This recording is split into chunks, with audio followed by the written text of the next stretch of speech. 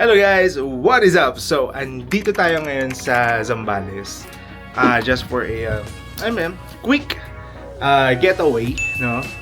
So, overnight lang kami dito and dito kami nagsistay sa Caravana. Pakita ko sa inyo kung anong tsura ng lugar. Maganda siya, beachfront, and actually private siya, parang private compound. So, 5 lang kami pero this can accommodate up to I think 10 to 15 packs. Depende sa dami nyo. So, tingnan natin sa labas. Alright. So, this is yan. So, ito yung first na room. It's actually a converted parang container, parang camper van type siya, no? And then dito sa likod na part, ito yung restroom, dalawa. Separate ang female, separate ang male. And then as you can see, meron pa sila actually under construction. Ayan, under construction, second floor, pero hindi pa tapos. So, hindi pa nila nagagawa yun. Pakita ko sa inyo itong loob nitong unit na to. So, dito, as you can see, may one king size bed. May pull out din siya, actually. So, pwede pa isa dyan. And then, yan, may computer table, may couch. Actually, kaya pa isang tao dyan. And then, pwede dito sa sahig. Ayan, dito sa sahig, pwede pa actually isang mattress para sa another person. So, actually, dito sa room na to, I think kasha up to 5. No? 5 or 6 siguro kung maliliit lang or kung may mga kids. May aircon na rin siya. So, makikita nyo, malamig talaga dito. Aesthetic yung lugar with mirrors. Oh, hello. So, this is the first room. Actually, ito yung mas bago na room nila. Kasi the last time we were here, yung isa pa lang yung bukas, yung nasa kabila, yung color yellow. So, doon kami nagstay. But ngayon, meron na sila nitong second room. Kaya mas malaki na yung capacity. Ganda ng hangin. Lakas ng hangin ngayon. Someone is still working. Say hi. My vlog. Hello vlog. I'm vlogging. So tingnan natin tong kabilang room nila. Yan, so makikita nyo, this one is the yellow one. Tapos malapit siya, ayun na yung beachfront. So kung makikita nyo, ayun na yung beachfront. Ayan, kitang-kita na doon. So pasukin lang natin doon loob. Check lang natin ang loob. So dito sila nagsistay. Actually hindi ko napapasokin kasi nandiyan na yung mga gamit nila. Pero kung makikita nyo, there's a queen size bed there. Pagkatapos pagdating dito sa kabila, may couch, may table, and then there's a mattress na kasyang dalawa. So yan, makikita nyo, meron na rin sariling aircon dito. So very convenient talaga. So dito kasya kahit mga 4 hanggang 6. Diba? Maluwag. So tingnan naman natin yung labas at saka yung sa may beach. Ayan, so meron din sila ditong kitchen. May mga tambayan. Actually itong steel tub na to. So pwede mong i-turn over yan. Tapos magiging bathtub yan. Pupunaan mo lang ng tubig. Then ayan, meron silang bonfire area. Meron silang grilling area. Full kitchen. Na napakaganda ng view guys, kasi pag harap mo dito automatic yan na kaagad yung beachfront view mo, diba? So yun yung pinagsistayan namin ngayon dito. It's called Caravana. Hindi ko lang kung nakikita nyo. Ayan, ayan. So it's called Caravana. You can actually book them through Airbnb. Napakaganda nitong place na to. Actually this is already our second time dito sa Airbnb location na to, no? So dito tayo sa beach area. Kung mapapansin nyo, from our Airbnb papunta dito sa beach area natin, medyo mahaba pa yung shoreline na lalakarin mo, which is very very good dahil may mga activities din na nandito. Dahil may mga activities din na magagawa dito pa lang sa sand. Like for example, ayan, makikita nyo, pwede kang mag-ATV dito. Pwede mong ikutin yung buong shoreline hanggang sa makakaya mo. So ngayon ay March 14. Tapos tingnan nyo naman, ayan. So Normally, kapag ganitong peak season na summer, marami talagang tao. But siguro dahil mahal ang gas ngayon, konti pa lang ang nagbabakasyon ngayon or nag-enjoy ng summer. And napakaganda ng sunset dito. Alam niyo kung bakit? From our unit, diretso na yung sun sa inyo.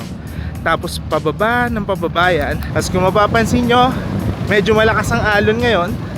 Hindi ko lang kung nakikita sa video. I don't know if maja-justify. They also have dragon boats. Ayun kung makikita nyo.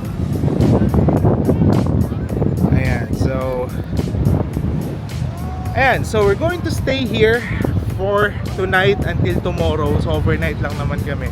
May nasikaso lang din kasi kami. Kaya nagpunta kami dito. And yun, very refreshing sa feeling, lalo na nagsisimula na ng summer. Kaya ang sarap ng hangin, ang sarap ng feeling ng araw, ang sarap ng tunog ng dagat. So guys, if mapapadaan kayo dito sa Zambales, try to check out Caravana for your Airbnb location. Kasi talagang perfect siya. Perfect in terms of the location, the amenities, as well as the view. Kompletong kompleto. Kanina nagluto lang kami. Actually itong area na to is malapit pa sa palengke. So kanina bumili lang kami sa palengke ng tuna.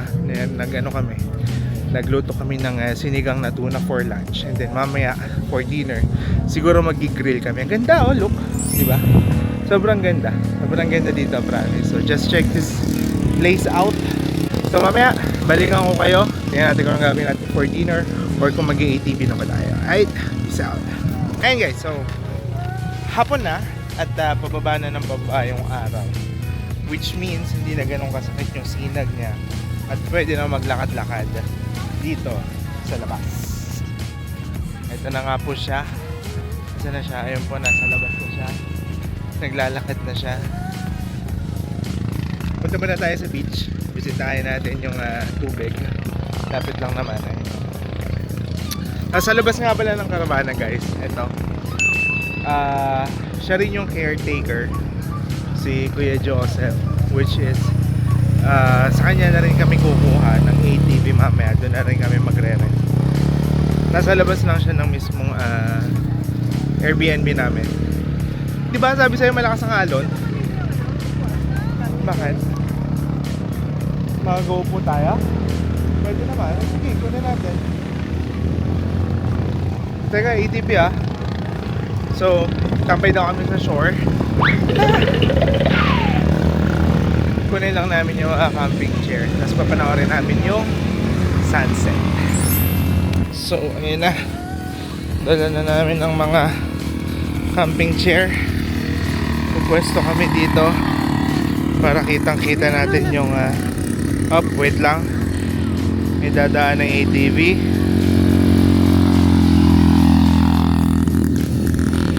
Diba? Ganda nung shot, sunset, tapos diretsong-diretso yung horizon. Yan. So, pwesto kami ng camping chair dito. Andun lang yung Airbnb namin. Eto na yung waves. Ayan na yung sunset. Perfect, diba? Tingnan nyo guys yung alon. Malakas yung alon ngayon. Look. Pero marami pa rin nagsiswimming. Marami rin nagpipictorial. Diba?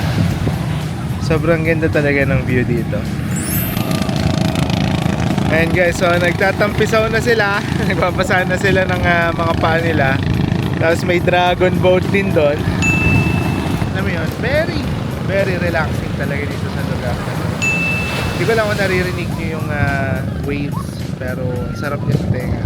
Kapag galing ka talaga sa, ano mo yun, parang sa busy, kapag galing ka sa lugar kung saan, ano mo, puro busina naririnig mo, puro ingay ang naririnig mo, every once in a while masarap din talaga na bubisita sa ganitong lugar, no? And ayun, luckily hindi siya ganun ka-crowded nga ngayon. Hopefully pag pumunta kayo ganito rin para hindi pa rin ganun kagulo. Kasi naranasan namin din dito kahit paano yung talagang peak season niya, no? So magulo, maraming tao. Actually, kung maririnig nyo yan nung time na yon, talagang parang may mga tricycle na dumadaan kasi maya't maya may mga ATV. Kaya ang sarap ng feeling namin ngayon kasi tahimik siya, wala masyadong mga ingay ng ATV kasi konti lang yung nag-ATV ngayon, tapos konti yung tao, pero napakaganda ng sunset. Number one talaga dito na selling point nitong San Felipe na to is the sunset. One last view sa sunset bago maya maya siguro magpe-prepare na rin kami for dinner.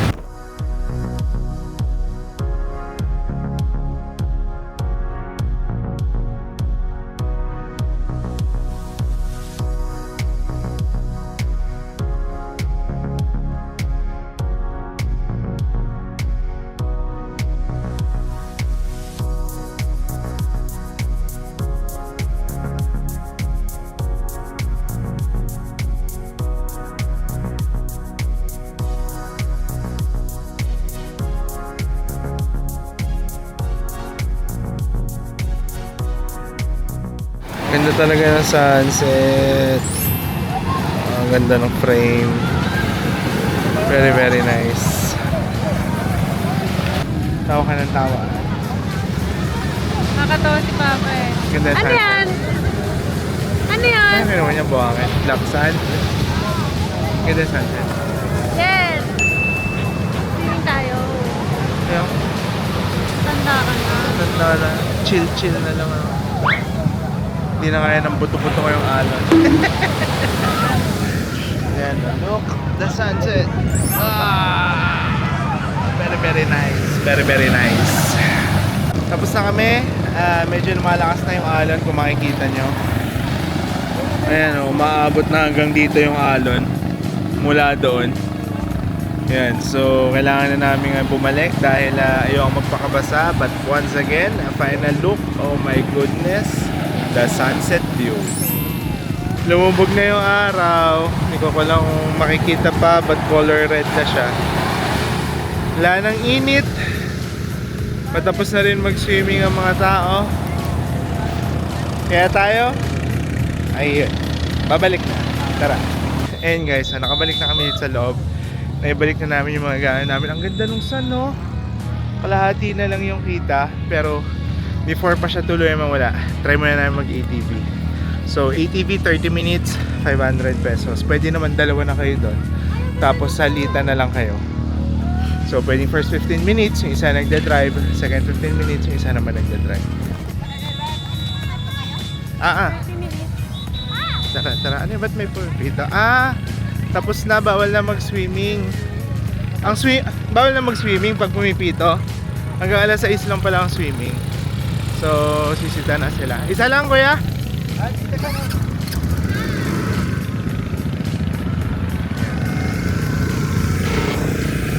Yan, so dito tayo re-rent. Ito ang ATV rents.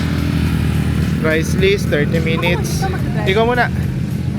Yan, so ingatan, may penalty kapag walang helmet, pag reckless, pag walang guardian. Ayan, so tandaan nyo na lang.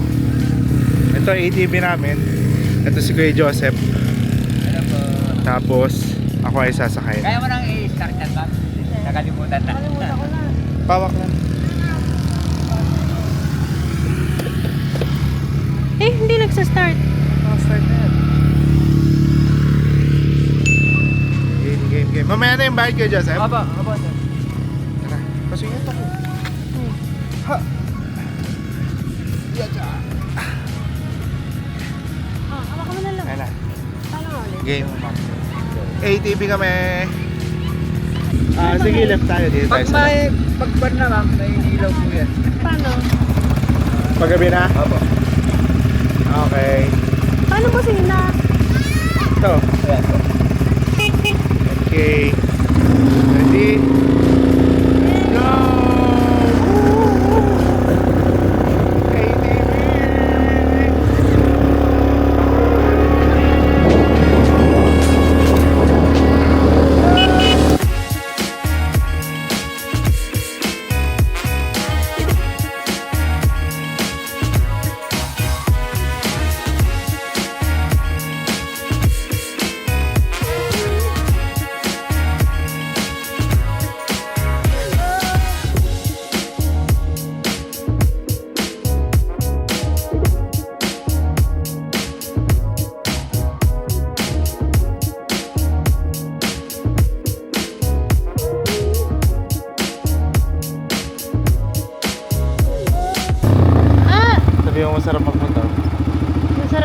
mag 4x4. Masarap magmotor. 4x4.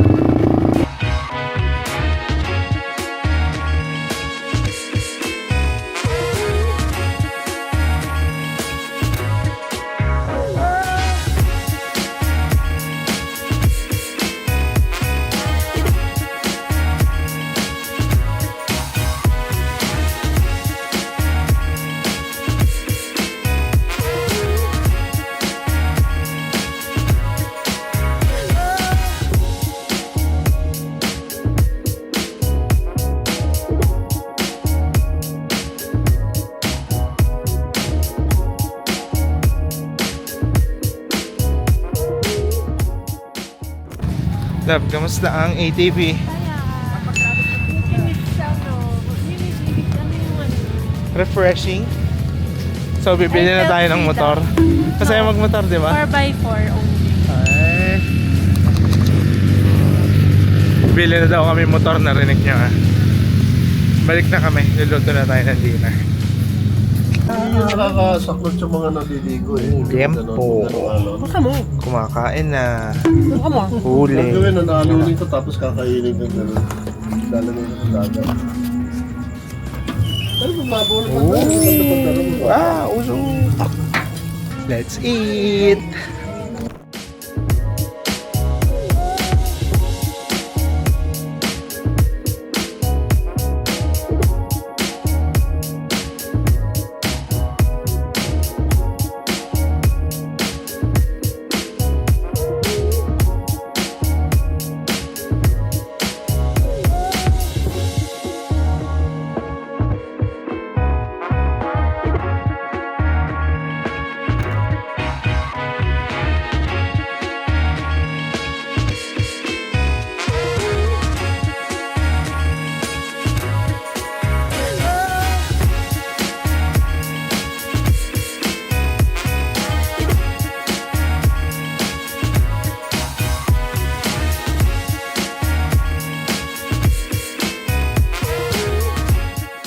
Hey guys! Tapos na kami mag-dinner. So it's time for our dessert.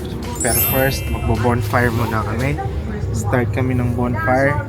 And then maya-maya, gagawa na kami ng s'mores. So nagpapaapoy muna kami and then tiyan natin later.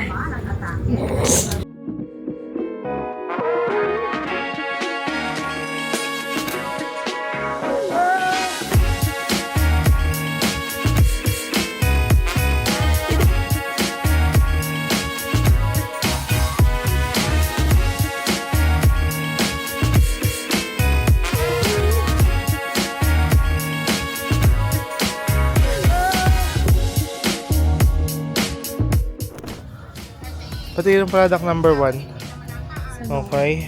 Product number 1. Silipin natin sa ilaw. Uy! Yung s'mores. Naging charcoal. Naging charcoal! Naging charcoal yung s'mores natin. Sige, tikman na rin natin tong s'mores. Mabango naman daw.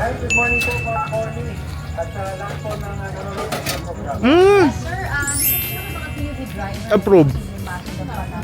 Approved.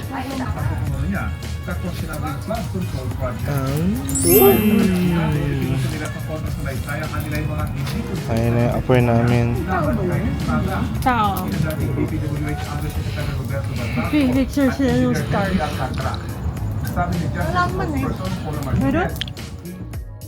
Hello, good morning. It's day number 2 na namin dito. So, missing kami ng maaga para sa, ganda ng sunset, diba?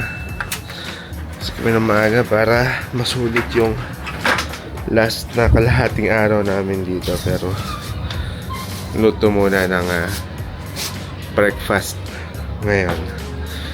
Tapos kain, tapos explore ng konti pa sa labas. Then, pack up. Tapos uuwi na. So, marami na nagpipicture sa labas. Sarap ng hangin, malamig kahit umaga. Hindi tayo nagpag-view. Dami aso, oh. Wala, nag-away-away na sila. Wala, nag-away-away na sila. Mga aso ng gangster, binuli yung isa. Wala. Mga gangster. Dito ka lang. Saan mo punta? Gangster yung mga aso. Binuli yung isa. Ayun yung binuling aso. Tago na lang siya dito sa gilid. Siya nang bully sa kanya. Ayun o, tingnan mo, napakarami o. Gangster yung mga aso eh. Ayun, so dami nang nagsiswimming. Morning swim. Lalo yung mga bata. Ay, mas mahina pala yung alon kaysa ngayon. Kaysa kahapon. Taho sa umaga.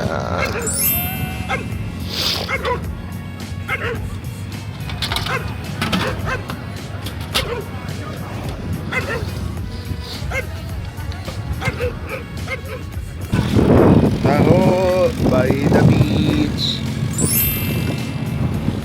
Naubusan niya kagad yung kanya. Ginawa shot glass yung inuman ng taho. Isang laklakan lang yung taho eh.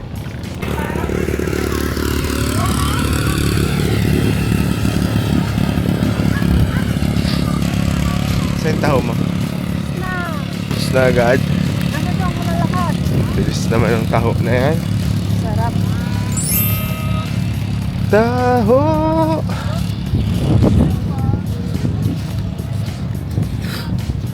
Sa likod naman yung araw ngayon. Ayan, so tapos na kami mag-breakfast, no? Pahinga lang muna ng konti kasi medyo umiinit na rin sa labas. Nagpe-prepare na sila ng lunch. Ako kailangan ko mag-work ng konti. Tapos maya-maya, impake na rin tayo. Tapos punta tayo sa palengke. Bibili tayo ng zambales na mangga. Tingin tayo kasi masarap talaga yung mga zambales na mangga. So, bago tayo umuwi, bibili tayo ng bago tayo umuwi, pupunta muna tayong palengke para makabili. Pero ngayon, balik muna tayo sa kwarto. Palamig tayo dahil medyo umiinit na nga sa labas. Tingnan nyo, medyo tumataas na yung araw. Ayan. Hindi ko lang kung kita nyo, pero ayan. Tumataas na yung araw. So, pahipahinga muna ulit tayo dito. Palamig ng konti, work ng konti. Pagkatapos, labas ulit tayo maya-maya. Ay! Okay, so labas na ulit tayo dahil mag-lunch na. Tambay na muna ulit tayo doon. Tingnan natin kung ano ang niloloto nila.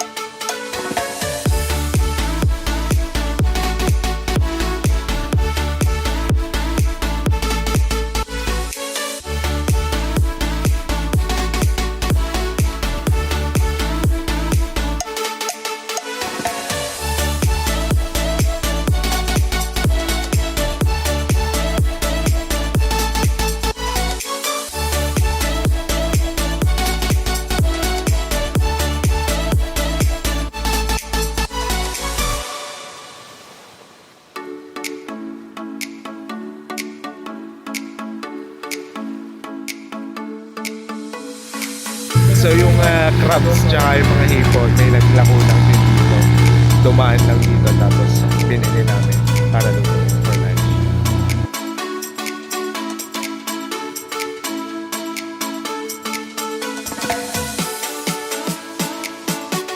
Yeah.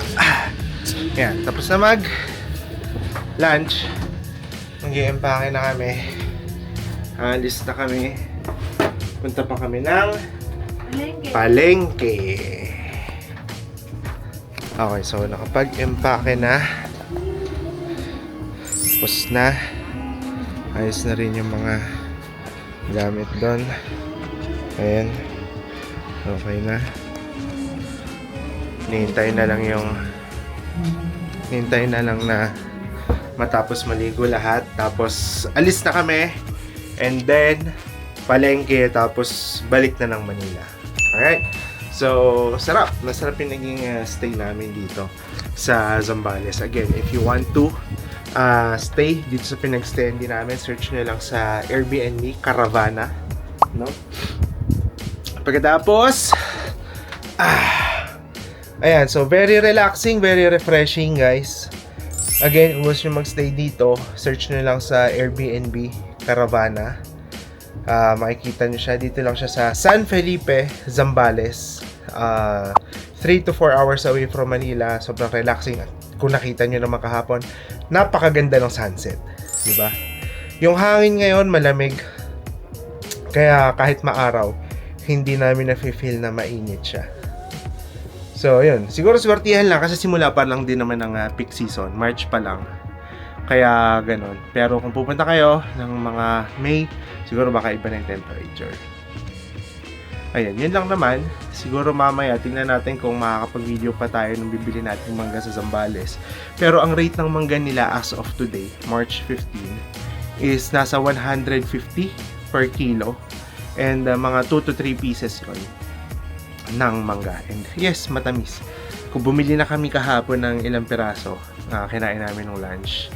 Masarap siya. Masarap talaga yung mangga ng Zambales. So, ayun lang guys. Kung nagustuhan nyo tong video na to, please do like, subscribe, and press that notification button para naman updated kayo kapag may mga future videos pa tayo. Alright?